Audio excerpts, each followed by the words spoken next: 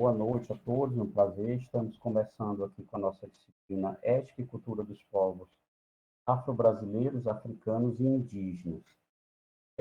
Embora o nome seja tão extenso, né, a gente vai ver que a disciplina ela gira principalmente em torno da ética, né? Conceitualmente, o que é ética, o que é moral, até chegarmos nessas questões mais contemporâneas, né, da diversidade cultural, da diversidade étnica, né? E a gente vai entender melhor por que a necessidade de tratar esses temas também junto dos conceitos éticos, das doutrinas éticas, né? E a gente vai ver que é uma relação importante aí para a gente compreender. Então, com essa disciplina, nós vamos ter a oportunidade de conhecer a ética como uma ciência ou parte da filosofia que tem como objeto de estudo o comportamento moral. Então, nesse estudo, vamos empreender uma investigação que remonta à ética grega, já que a ética, enquanto ramo da filosofia, ela está lá também situada na cultura grega clássica, né, junto às origens da filosofia.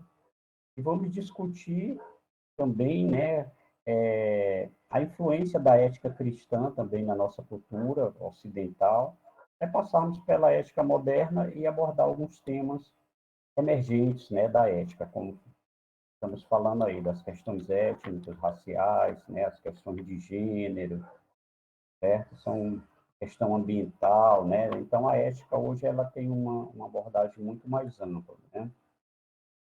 Vamos discutir as origens, né, da ética, da moral, seus conceitos, principais características, influência na cultura ocidental e os temas emergentes da ética contemporânea.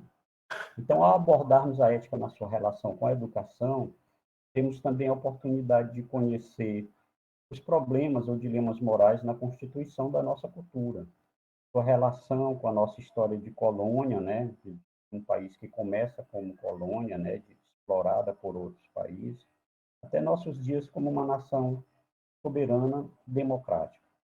Então, nosso papel como educador e a contribuição que a gente pode dar na formação das novas gerações, né, desses estudantes, esses jovens, passa então pelo claro entendimento do que é ser um sujeito ético. Nós temos que ter essa noção do que é ser um sujeito ético e qual a importância disso dentro da vida moral, né, da vida política, pública, dotado de princípios morais razoáveis e como devemos pensar e agir acerca da nossa diversidade étnica e cultural, né? Já que esse é um tema emergente, como a gente sabe, inclusive faz parte dos documentos oficiais, né? Atualmente na BNCC, né? LDB, que é a Lei de Diretrizes e Bases da Educação, né? Que são documentos oficialmente, né? São documentos oficiais, melhor dizendo, que trazem essas diretrizes, né?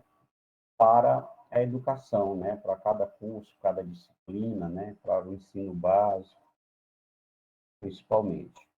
Então, ao abordar aí, primeiramente a unidade 1, nós trataremos do conceito de ética e moral, vamos discorrer sobre alguns conceitos básicos na constituição do sujeito ético, né?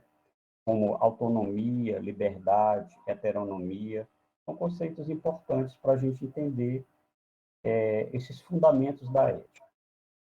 Então, na unidade 1, vejamos aí, vamos tratar de ética e moral, né? Acepções, diferenças e aproximações. Vamos ver a ética como origem, conceito, as diferenças e semelhanças entre ética e moral, a socialização, processo de formação do sujeito moral, moral como construção sócio-histórica e conceitos como autonomia, heteronomia e liberdade. A gente pode começar, então, nos perguntando de onde vem nossa consciência moral, né? O que nós entendemos por comportamento moral, por consciência moral. Será se nascemos já dotados de uma moral, de uma consciência moral, né? A gente pode ver essa pergunta como para iniciar aí nossa teoria, né, a teoria ética, e também discutirmos um pouco sobre algumas questões, né? A origem da moral, ela teve três explicações que foi tratada ao longo do tempo, né, pelos pesquisadores, pelos teóricos da ética. Quer dizer, foi percebido, né? A primeira tem a ver com o conceito de que a moral, né, a moral é algo que é nos dado, né, de uma maneira especial, de uma, pode-se dizer, religiosa, metafísica, né? Certo. A Juliana falou aqui, vou ler aqui o que a Juliana disse, ela está participando aqui no chat, ela disse assim, vem dos valores adquiridos no seio da família e depois no meio em que o sujeito está inserido. Exatamente, né? A gente vai ver esse processo, né? E de onde vem, então, né, esses valores da nossa família? Ela vem também, logicamente, da tradição, né? Há quem veja uma origem, pode-se dizer assim, metafísica, divina, né? Ao dizer que a moral é algo que um ser divino como Deus, né, teria dado para a gente essa consciência moral. Isso, com seus mandamentos, né, suas regras, como, por exemplo, na cultura judaico-cristã, né, nós temos 10 mandamentos, não é isso? Em que o povo judeu vai seguir aquilo ali e vai passar por toda a prosperidade, a posteridade, melhor dizendo, né? E isso vai marcar a cultura ocidental, né? Ainda hoje se fala nesses 10 mandamentos, né? Outra corrente, ela acha que a moral é algo natural. Como assim natural? Ela é da própria espécie, né? Biologicamente, né? Nós teríamos nós teríamos um comportamento moral determinado, pode-se dizer assim, pelos nossos instintos, né? Isso seria então biológico. Por quê? Porque eles veem esse comportamento moral como uma forma das pessoas conviverem umas com as outras, né? Então ele diz que seria um mecanismo de sobrevivência que partiria dos próprios instintos, né? E nós dizemos que ela é mais historicista, histórico-social, ela vai fazer a crítica a esses dois conceitos aí da origem da moral, podemos dizer assim, e vai dizer que a moral, na verdade, ela é construída socialmente, né? Ela está situada no tempo, né? Ela não surge de maneira mágica e nem seria biológica, mas é algo humano no sentido do histórico, do social. Depois nós vamos entender melhor esses conceitos, né? Então, a gente tem que entender também que essa moral, ela vai passando por transformações ao longo do tempo, certo? Nós teríamos uma moral antiga, teríamos uma moral dominante na Idade Média, né, onde predomina a influência da igreja, né, do cristianismo. Quando chega na modernidade, nós vamos entrar no outro período, né, que é a mudanças sociais, histórico, né, econômica, política, e ali vai aparecer novos valores. Então a gente vai ver que a moral, assim como os valores, eles vão se transformando, vão surgindo. Lógico que alguns ainda permanecem, né, ainda se conservam, mas surgem outros diferentes, alguns são modificados, né? É todo um processo. Agora, será que nós sempre tivemos uma consciência moral? A gente vai ver que não, né? Porque se você olhar o homem num estado mais primitivo, ele teria ainda, pode-se dizer assim, uma moral mais de caráter coletivo, né? Quando nós falamos de moral hoje, a gente se refere muito ao indivíduo, ao sujeito. Mas nem sempre na história da humanidade, na história do homem, houve essa percepção de que havia um sujeito, um indivíduo, né? E, por exemplo, nos tempos chamados mais primitivos, né, nos tempos tribais, essa moral ela era mais coletiva, no sentido de que os indivíduos, eles não pensavam sobre as suas ações, eles não faziam escolhas de maneira individual, né? Mas eles faziam as escolhas que o coletivo fazia, né? Então, a influência do coletivo naquele grupo social era muito grande, certo? O sujeito, nessa época, né, quer dizer, cada indivíduo naquele tempo, ele não era ainda nem capaz de fazer uma reflexão sobre o seu comportamento moral. Ele mesmo não questionava porque ele agia daquela maneira e não agiria de outra. Não havia ainda essa preocupação e nem essa habilidade reflexiva, como nós dizemos, do que é uma atividade do pensamento, né?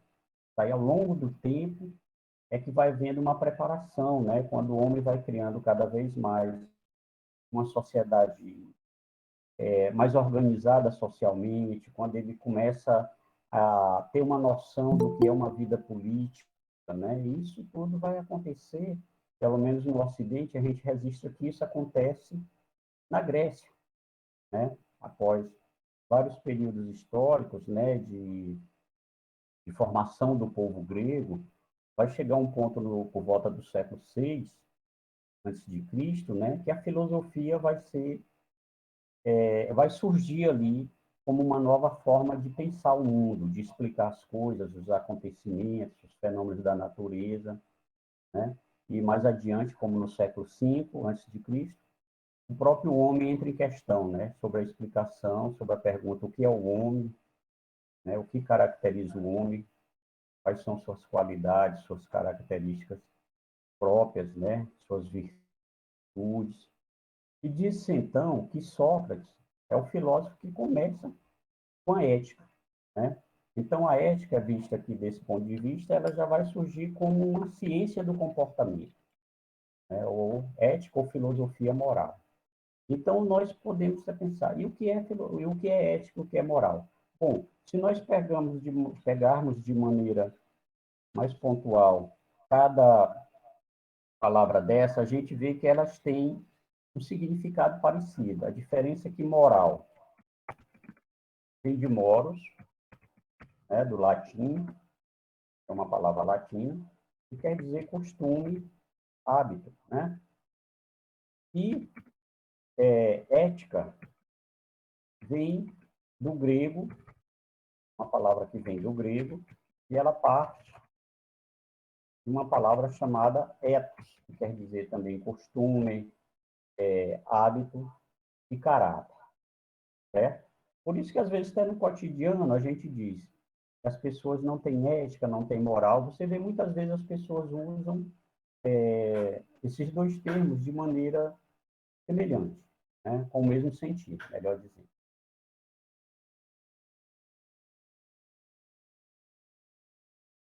Agora também, é lógico que passa na cabeça da gente assim, quando a gente fala de ética, também a gente quer dizer no nosso cotidiano, no senso comum, que essa ética também se refere, ela expressa o quê? Princípios, né?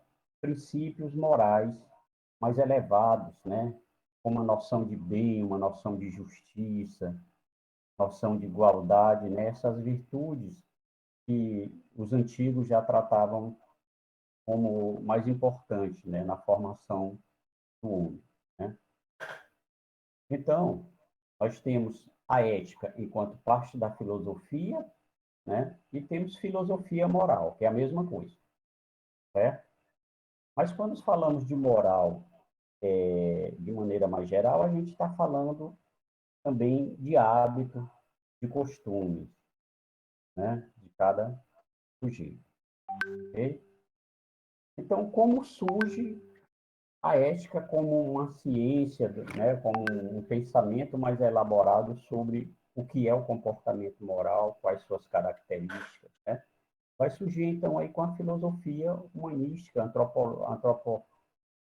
antropológica de Sócrates, né? Quando Sócrates deixa de lado a tradição da filosofia da natureza, que nós chamávamos ali a filosofia dos pré-socráticos, e então ele começa a se voltar para as questões humanas. Ao momento, nos livros de Platão, lá que Sócrates teria dito, segundo Platão, né, que ele diz, olha, é difícil compreender o todo, né? O cosmo, tudo, a totalidade, o universal, né? Então ele diz assim, talvez fosse melhor a gente pegar uma parte desse todo. Compreendendo essa parte, a gente, quem sabe, vai compreender o todo. E qual é essa parte do todo da natureza, do cosmo que ele escolhe, né? Desse universal? É justamente o homem, o ser humano, né? E ele vai começar aí, então, procurando definir o que é o ser humano, né? Quais suas características, porque ele tentar explicar também o seu comportamento moral, né? E a gente vai ver, inclusive, vocês vão lembrar aí que a filosofia socrática é uma filosofia moral, né? É uma ética, porque Sócrates ele está sempre tratando das virtudes, né? Da natureza das virtudes, tentando explicar o comportamento moral, né? Questionando os seus concidadãos, os seus contemporâneos, sobre se eles tinham consciência realmente do que eram essas virtudes, se eles tinham consciência das escolhas deles, né, desse comportamento moral, resumindo, né?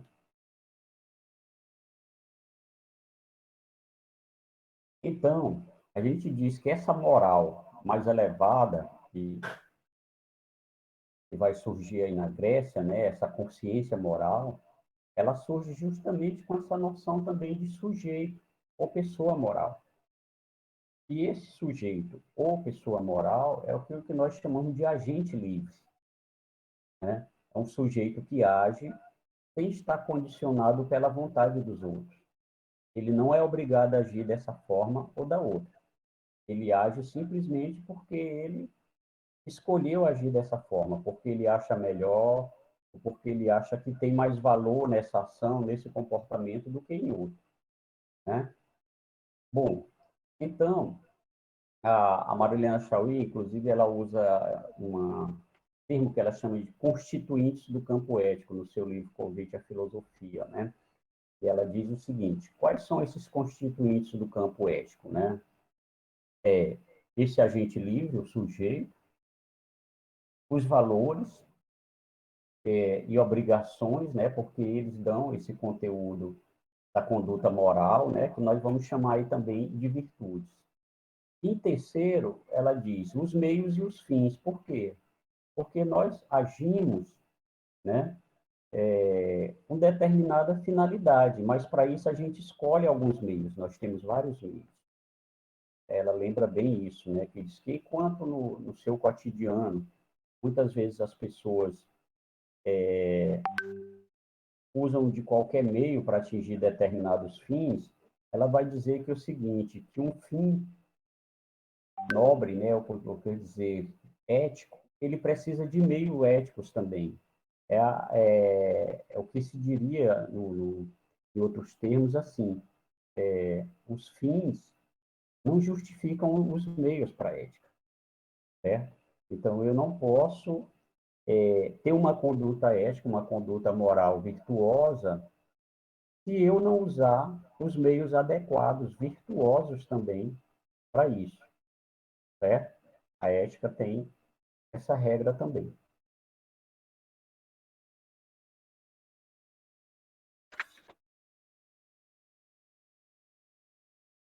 Então, a gente vai ver essa socialização também como um processo importante de formação do sujeito moral. Se a gente olhar para a nossa história, então, a história do homem, como eu falei no início, você vai ver que a gente parte de estágios, né, de um homem mais ligado à natureza, né, vivendo num tipo de grupo tribal ou sociedade tribal, até chegar nas primeiras sociedades mais organizadas, né, politicamente, que são os primeiros estados na antiguidade, pode-se dizer assim, né, as primeiras comunidades, certo? Nesse momento, nessa primeira fase, o que que acontece? O homem ainda ele não tem uma liberdade plena como hoje. A liberdade ela é limitada, né, pela organização política em que ele habita, né, onde ele vive. É a Grécia, é na Grécia, principalmente em Atenas, é que vai haver essas condições históricas, sociais mais adequadas para o surgimento do homem mais livre, né? Por quê? porque a organização político-social daquelas polis, daquelas cidades-estados, ela vai permitir que as pessoas gozem de uma liberdade que antes não se gozava, ou até em outras comunidades, né? Por exemplo, enquanto na região do Egito, da Mesopotâmia, né, na Babilônia, você tem uma comunidade que vive numa forma de Estado teocrático, né, em que há um monarca com poderes absolutos, né? Os sujeitos eles não têm liberdade plena de questionar o poder ou discutir determinados comportamentos, né? Porque ele pode sofrer sanções, inclusive correr o risco de vida, né? Se ele vai discutir com a nobreza, né? Mas a Grécia não, ali a Grécia, principalmente em Atenas, eles têm essas condições mais adequadas, que é justamente o surgimento das assembleias políticas, né? Que cada vez mais vai sendo, vai tendo uma participação maior do povo, né? De várias classes, e ali as pessoas vão desenvolver também um sentimento de igualdade política, né? E ali todo mundo poderia falar dentro de uma assembleia, todo mundo entre aspas, né? Porque as assembleias ela é um lugar mais restrito ao cidadão, o homem, né, o sujeito masculino, né? As mulheres não participavam da política e escravos também não, e lógico que nem crianças, né? Mas cada vez mais as classes vão se dividindo ali, vão surgindo novas funções sociais, econômicas, né? E ali vai havendo novos sujeitos que vão criando os grupos, que vão se fortalecendo, e vão adquirindo esse direito político de participar das assembleias, né, para decidir justamente o destino da cidade. Essa experiência da cidade, que vai culminar depois no que se chama democracia grega, é algo muito importante dentro dessa evolução, né, do sujeito moral, né, porque agora as pessoas elas não temem falar, né, não há um rei, né, não há um monarca, não há um sacerdote, alguém que impeça dela falar livremente. Todo cidadão agora tem o direito a se manifestar, a se dizer a favor ou contra alguma ideia, né, alguma proposta, e ele também pode apresentar suas ideias, suas propostas em assembleia, né? Então, a gente vai vendo aí que isso que nós chamamos de sujeito, de indivíduo ético, moral, ele vai surgindo posteriormente, né? Quando a cidade, né, a população ali, aquela comunidade, passa por grandes transformações, fugindo, ou melhor, se afastando daquele modo de vida tradicional, daquela forma antiga de se organizar, né? Então, agora temos uma nova cultura, né? E aí começa a surgir essa ideia do sujeito, né, da consciência moral, certo? Do senso moral, né, que é quando as pessoas têm esse sentimento diante de alguns fatos que toca a elas, né, na sua consciência, né, sobre o que é certo, o que é errado, né? Em tempos mais antigos, ninguém questionava o que era certo, era errado. O indivíduo, de maneira particular, não fazia isso. Ele aceitava o que o coletivo decidia como certo e errado, como bem e mal. Agora não, nós estamos numa nova dimensão, num novo momento da história do homem, em que ele vai gozar dessa liberdade de questionar o que é o certo, o que é o errado, o que é o mal, o que é o bem, o que é o justo, o que é o injusto, né? Sem sofrer sanções, sem sofrer proibições. Isso é importante, né? Esses acontecimentos é muito importante nesse processo de formação do sujeito moral. Então, essa moral, a gente vai perceber ela como uma construção sócio-histórica. A gente nunca teve só uma moral, mas tivemos várias morais. No mundo antigo, por exemplo, olhando aí pelo lado da história, nessa divisão didática, né, que a gente vê de história antiga, medieval, moderna, contemporânea, né, a gente vai ver que na história antiga, a moral que predominava era uma moral do senhor, do aristocrata, né, da nobreza, certo?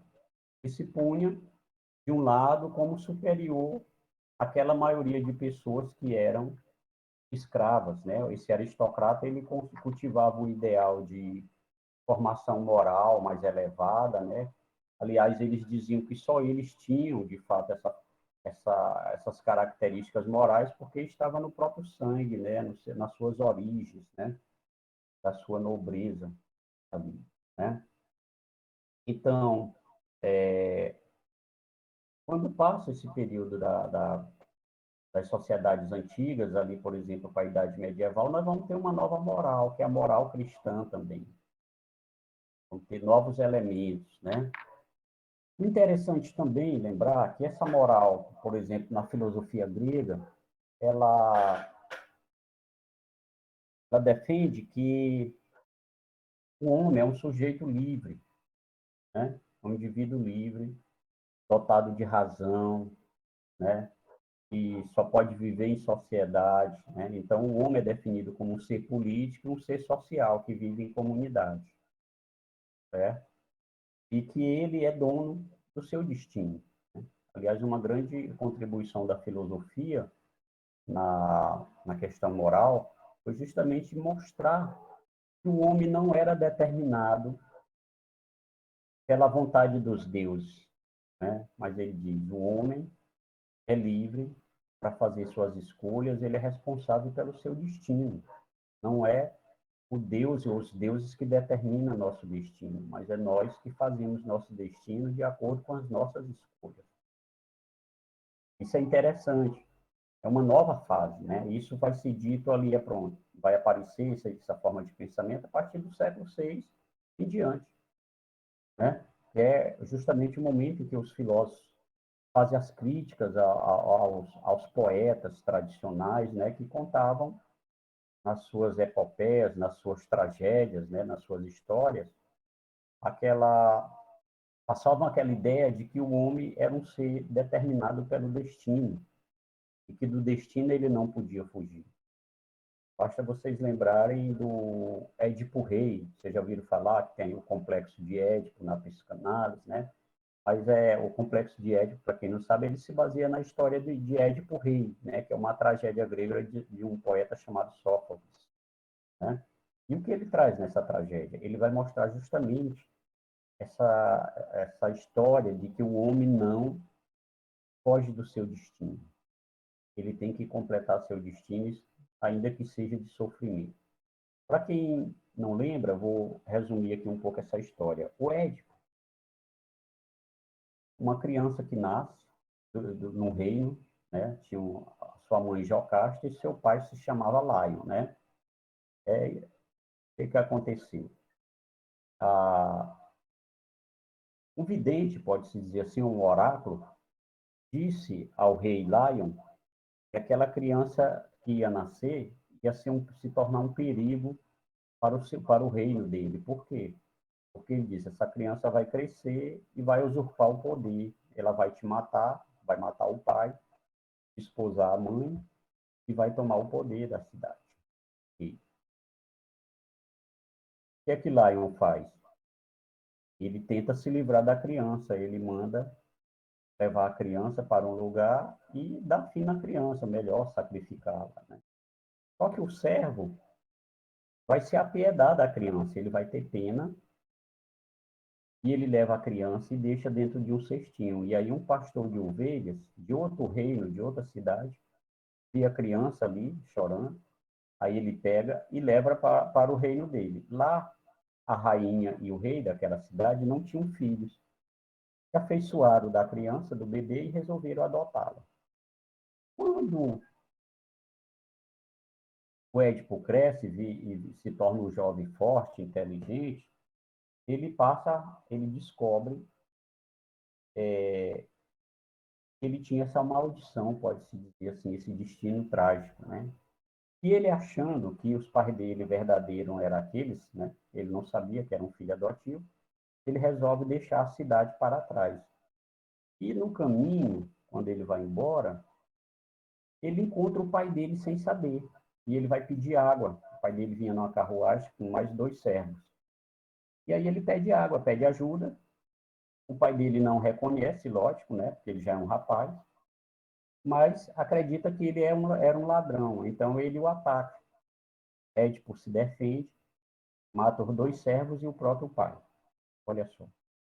E segue o seu caminho. Quando ele chega lá, na cidade de origem dele, há uma esfinge, né, que é um ser mitológico, na entrada da cidade. E a cidade, ela passava por um grande sofrimento, né, com pestes, pragas, né, fome, muita penúria, né, porque a esfinge é como se ela tivesse infligido um castigo àquela cidade e àquele povo. Então, quando o Édipo chega, a esfinge olha para ele e diz: decifra-me ou eu te devoro. O que é que ele faz? Tem que ouvir o que ela tem a dizer. Então, ela faz três perguntas ou adivinhações a ele, e ele acerta todas as três. Ele consegue decifrar os enigmas. Então, a esfinge se dá por derrotada e vai embora. Ele segue em frente, é ovacionado pela população por ter salvo a cidade, e aí conhece a rainha Jocasta, que era sua mãe, sem ele saber.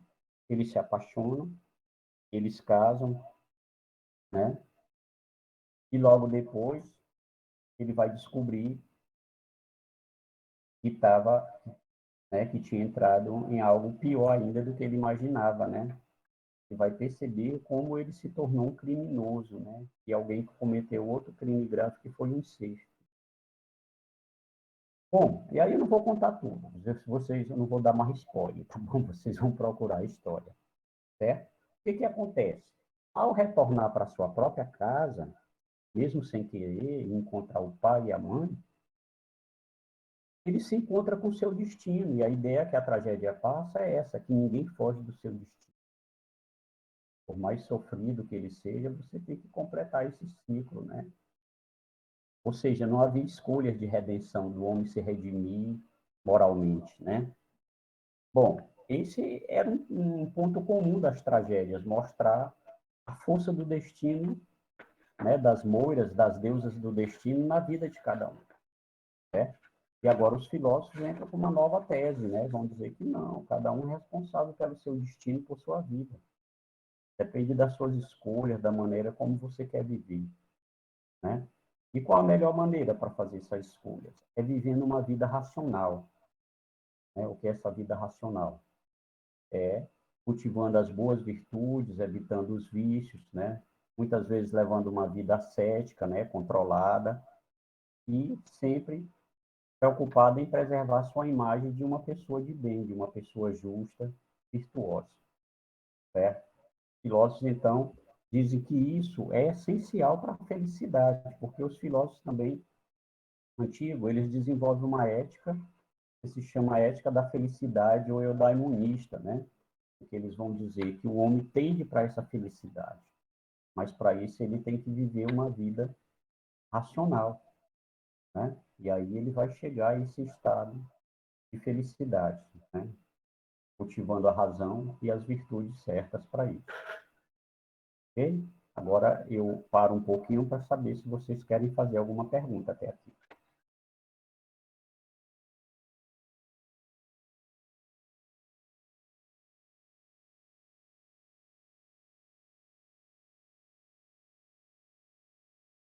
Então, estou mostrando aí para vocês um pouco dessa moral antiga, né? Quando chega na Idade Média, novos elementos vão surgir a partir do cristianismo, da doutrina cristã, né? A inspiração na vida do Cristo, né? A ética cristã, ela vai falar também, ela vai falar não necessariamente de autonomia, como os gregos falavam, mas ela vai falar de livre-arbítrio, que é a liberdade do sujeito, a liberdade plena que ele tem de fazer a escolha entre o bem e o mal. Livre-arbítrio, nesse sentido, parece com o conceito grego de autonomia, né? Então, o que é autonomia? Autonomia quer dizer aquele que faz suas leis, aquele que age por si mesmo, né? A heteronomia, ao contrário, quer dizer aquele que age de acordo com os outros, né? Influenciado pelos outros, certo? Qual seria, então, a evolução da moral? Seria essa, você sair de uma fase de heteronomia e entrar numa fase de autonomia. A heteronomia faz parte da nossa primeira fase de vida moral. né? Parte ali da infância, né? Quando a criança ainda age segundo as regras que os adultos impõem, né? A família, a sociedade, a comunidade, a escola. Ela não tem ainda, a criança não tem ainda a capacidade de refletir sobre o seu comportamento e fazer suas escolhas de maneira deliberada, de maneira sensata, né? De maneira razoável. Então, ela vai aprendendo o que é certo, o que é errado, o que é bom, o que é mal, justo e injusto, a partir do que a gente ensina para ela. Lógico que não vai ser sempre assim, porque essa criança vai crescer. Quando chegar na sua fase da adolescência, ela já começa a fazer esses questionamentos. Por que eu tenho que agir sempre assim? E por que eu não posso agir daquele jeito? Aí começam os primeiros conflitos com a família, com o pai, com a mãe, né? Por conta dessas perguntas, muitas vezes, né? Mas isso é normal. É um período em que ela está amadurecendo intelectualmente, né? Então ela começa a usar a razão, ela começa a perceber melhor essa relação de causa e efeito, né? E passa a entender também qual vai ser sua responsabilidade, certo? Então, passamos, né, na infância dessa fase de heteronomia, e o ideal é que nós cheguemos a essa autonomia. O filósofo Kant chamava essa autonomia de maioridade, né? De maioridade, porque ele diz que o homem atingia sua maioridade quando ele passava a agir de maneira autônoma, quando ele fosse capaz de fazer suas próprias regras, de agir conforme sua consciência, conforme a razão, né? Ele não seria um sujeito condicionado, influenciado pelos outros. Então, esse sujeito ético, por exemplo, uma das exigências de se falar em sujeito ético é saber se a pessoa age por si mesma, de maneira autônoma. Por quê? Se ela age de forma deliberada, livremente, tudo bem. Mas se ela age condicionada pelos outros, ou de maneira forçada, obrigada, como é que eu posso julgar o comportamento dela, se foi certo ou errado? Entenderam? Por exemplo, uma pessoa que comete um crime porque ela foi obrigada a isso. Como assim? Não, alguém, vamos supor que sequestrou algum familiar e mandou ela pegar um dinheiro, roubar um dinheiro no banco, por exemplo, um gerente, né? Isso é muito comum, né, nos assaltos a banco. Faz a família do gerente de refém e manda o refém desviar o dinheiro do banco para a quadrilha. Lógico que ele temendo a vida, aquela vida dos seus familiares, dos seus entes queridos, ele vai lá e faz comete aquele crime. E aí, vamos julgá-lo como culpado dentro dos preceitos éticos? Não, né? Por quê? Porque ele foi forçado a fazer isso, ele não agiu de forma deliberada, tá? E hoje até de forma legal, também quando se fala de lei, de Código Penal, vocês vão ver que ele também vai ser inocentado, né? Porque ele foi obrigado àquilo ali, certo? De outra forma, também, as pessoas são influenciadas ou são condicionadas pelas outras, né? Então, você tem que ver, a pessoa agiu de forma consciente, ela sabe a consequência dos seus atos, ela conhece, porque também algumas pessoas, ao tomarem algumas decisões, né, elas podem alegar que não tinham conhecimento das consequências. Se de fato ela prova que não tinha conhecimento, a pena pode ser atenuada também. É isso? É por isso que nós temos, por exemplo, um exemplo, nós temos dentro da questão do direito, você tem o crime doloso e o crime culposo. Vocês sabem a diferença, né?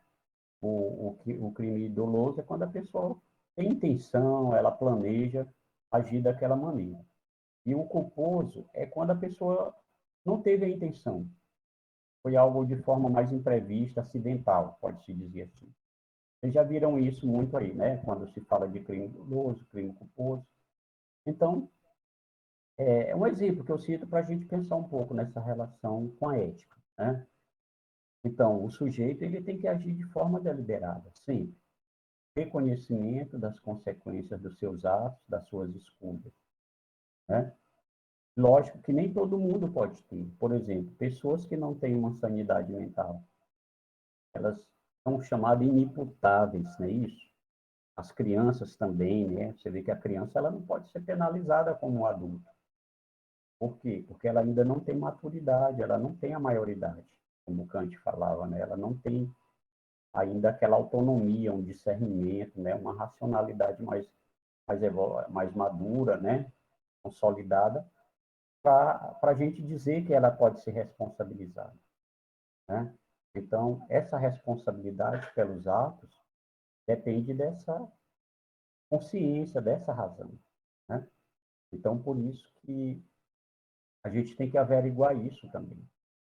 Agiu de maneira intencional, tinha conhecimento das consequências, né? Isso é básico para você avaliar um comportamento moral, tá certo? Antes de julgar de qualquer maneira, né? Porque aí se você faz um julgamento precipitado também, você não vai estar sendo ético, né?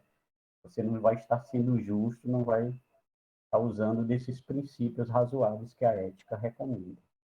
Então, a ética também, ela tem esse papel prescritivo, né? De dizer como deveria ser, né? Lógico que ela não é uma obrigatoriedade. A ética, ela não nos obriga a nada. Isso depende de cada sujeito, tá certo? Tudo bem até aqui? Alguma pergunta a mais?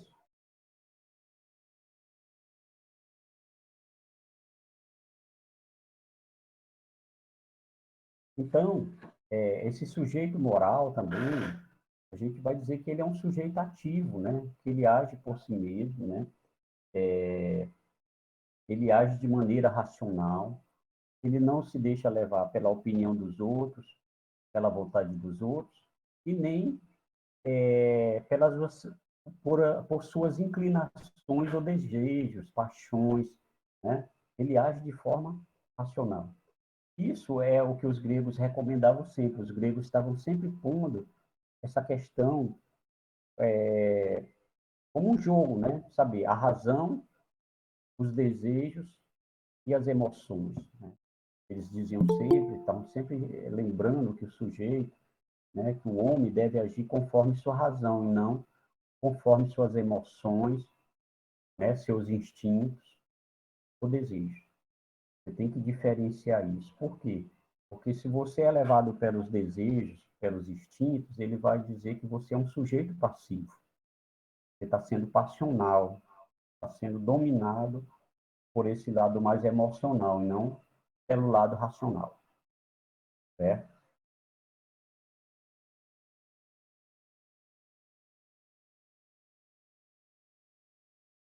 Então, é dizer que o sujeito deve agir conforme sua consciência, certo? Então, ser ativo nesse sentido é controlar esses impulsos, esses desejos. Imagina, né? O que seria do homem da sociedade se a gente fosse dar vazão a todos os nossos impulsos, todos os nossos desejos? Seria complicado, né? Então, também do ponto de vista dos valores, como diz a Chauí, Marilena Chauí, ela diz assim: a ética exprime a maneira como a cultura e a sociedade definem para si mesmas o que julgo ser a violência e o crime, o mal e o vício, e como contrapartida o que considero ser o bem e a virtude. Certo? É interessante também pensar que a ética hoje ela tem essa preocupação com a questão da violência, né? E entender essa violência, segundo o Chauí, como a violência física ou a violência psíquica, né? Isso é interessante porque nós terminamos por ampliar o significado de violência. Isso é muito importante nesses tempos atuais. Por quê? Porque até um tempo atrás, a gente achava que violência só era aquilo que causava danos físicos.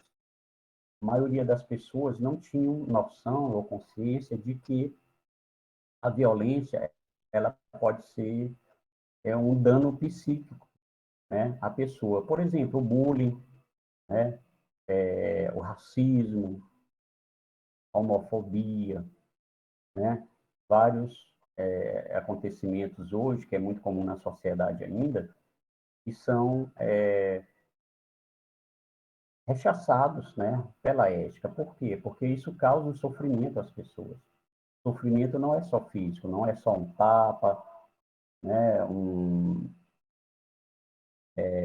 objeto material que causa o dano à pessoa, né, mas também a dor psíquica, a dor da alma, né, quando as pessoas são açoitadas nesse sentido simbólico, né, com bullying, com a discriminação, com o racismo, a xenofobia, né? Tudo aquilo que tenta desconstruir o ser de cada um, né? Então, essa falta de reconhecimento, né, de limites, que muitas pessoas às vezes não têm, às vezes causam danos quase irreparáveis, né? Então, hoje, quando se discute, por exemplo, o bullying, os problemas que ele causa, né, algumas pessoas ainda com a visão mais conservadora vai dizer: ah, mas no meu tempo a gente apelidava todo mundo, xingava todo mundo e ninguém sofria por isso. Como é que você vai dizer isso com que certeza? Como é que você sabe que alguém não sofreu com isso, né? Vocês acreditam nisso? Que alguém não sofria já naquele tempo?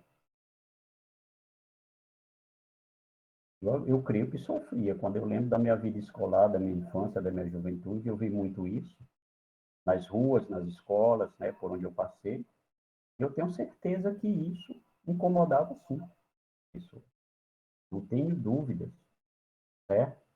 Mas hoje, então, nós temos uma legislação que trata melhor dessas questões, que já vê isso como um crime também, juridicamente, né? Isso não é ético e também não é legal, né? Tem essas duas dimensões aí, da moral e da lei, né? Do jurídico, né? Então, essas formas de violência, elas passaram a ser observadas pela sociedade, ainda bem, né? E passaram a ser rechaçadas, condenadas mesmo, né? A violência não é só a violência física, mas a violência, de certo modo, simbólica também, tá? Que vários sujeitos, né? Vários grupos passam por isso no seu dia a dia, né? Então, nós tivemos que mudar, inclusive, nossa legislação. Essa igualdade que se imaginava existir, essa legalidade que a gente achava que protegia todos, ela era insuficiente. É por isso que nós aprimoramos, por exemplo, dentro do direito, da questão do Código Penal, né? Novos conceitos passaram a fazer parte dessas teorias. Né? Nós tivemos que aperfeiçoar, inclusive, as instituições, criando instâncias mais específicas para determinados grupos. Né? Por exemplo, na década de 80 para 90 surgiu o quê? Vamos dando um exemplo, o Estatuto da Criança e do Adolescente. Por quê? Porque a criança e o adolescente eles precisavam desse cuidado, dessa proteção. Uma sociedade conservadora, né, ainda com traços ainda de uma personalidade arcaica, violenta, né? Imagina o que uma criança sofria. Gente, você vê crimes aí absurdos, violência contra criança, gente que agride criança de maneira absurda, né? Isso faz parte do nosso cotidiano, infelizmente, né? Por exemplo, criamos o Estatuto do Idoso, por quê? Porque aquela ideia que nós tínhamos antes de homem universalmente, sujeito universal, ela não dava conta dessas particularidades no mundo prático, né, no dia a dia. Isso não, essas pessoas existiam de maneira invisíveis para a sociedade, né? Elas não tinham seus direitos reconhecidos. Por exemplo, aí face a esses problemas que os idosos, os mais velhos passavam, então se criou o quê? Delegacia do idoso, o Estatuto do Idoso, né? Criamos essa esfera também da pessoa com deficiência, né, para atender esse público. Aí hoje se criou a delegacia de gênero, por quê? Por necessidade, gente. Isso não é modismo, ou se dizer, ah, isso é coisa da esquerda. Não, não é. Eu acho um absurdo alguém que pense desse jeito, tá? Que a verdade não é isso. A verdade é que, no geral, as pessoas que sofriam essas violências, antes de existir essas instituições mais específicas, elas não encontravam um apoio legal para isso, né? Por exemplo, uma mulher ia para uma delegacia cheia de homens machistas, ela ia relatar uma violência em casa, uma violência doméstica, né, causada por seu companheiro, seu marido, vamos dar um exemplo. Quem é que acreditava? Né? A mulher era tratada como histérica. É uma histérica, não sei o que, uma louca, está inventando isso e tal. Não havia nem esse respaldo, né? Esse reconhecimento do ser feminino, do que é ser mulher, né? Do que é ser a pessoa afrodescendente, uma pessoa indígena, né? Faltava tudo isso, na prática faltava, sim. Até a década de 80 isso era um horror, né? Essas pessoas, elas não se sentiam assistidas, né? Foi, ter que haver, foi preciso haver essa mudança na cultura, né? Na consciência das pessoas. Ampliando aí, por exemplo, esse conceito de violência, que ocorre de várias formas. Graças a esses conceitos, a essa nova compreensão, por exemplo, vocês mulheres, hoje vocês estão mais informadas e sabem melhor dos seus direitos e sabem quando estão sendo agredidas, assediadas, quando estão numa situação de violência. Mas no passado, não, gente. Se aguentava calado, baixava-se a cabeça e tocava a vida para frente, com seus traumas, com suas ameaças no dia a dia. Por aí vai. Vocês concordam que não era assim? Vocês já ouviram a história das pessoas mais velhas contando como era antigamente? É isso aí, Cielo. Então, de certo modo, tivemos até um. Oi, vem cá falar?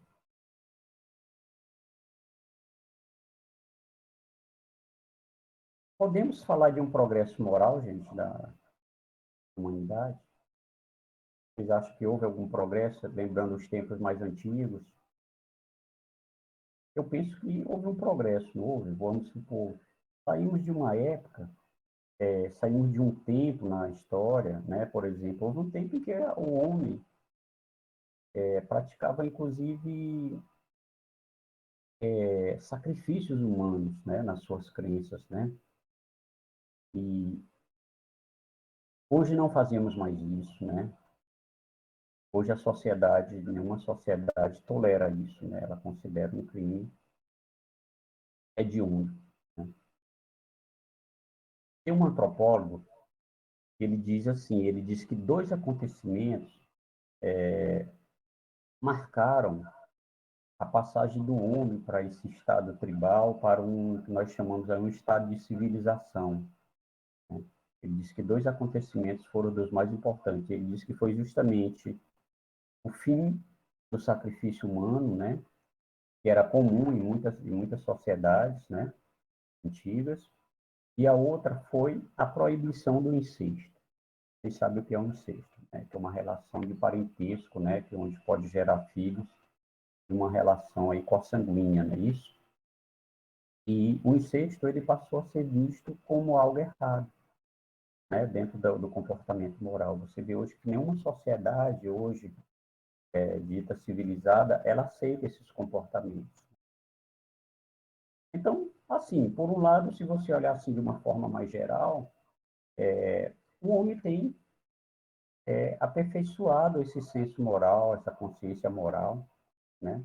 E tem desenvolvido cada vez mais uma sensibilidade, né, para essas questões. Agora, lógico, embora possa haver algumas vezes alguns retrocessos, né?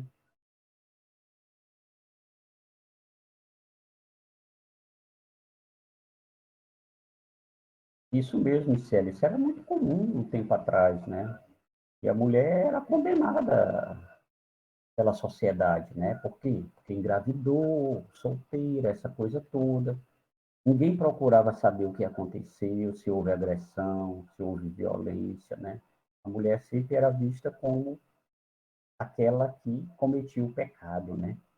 Aquela que era responsável pelo erro, né? Exatamente, né?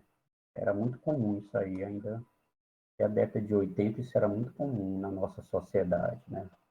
Então a gente para por aqui, tá? Na próxima aula eu recapitulo um pouco o que a gente falou, acrescento mais algo novo e a gente vai passando para frente também nos outros conteúdos, combinado?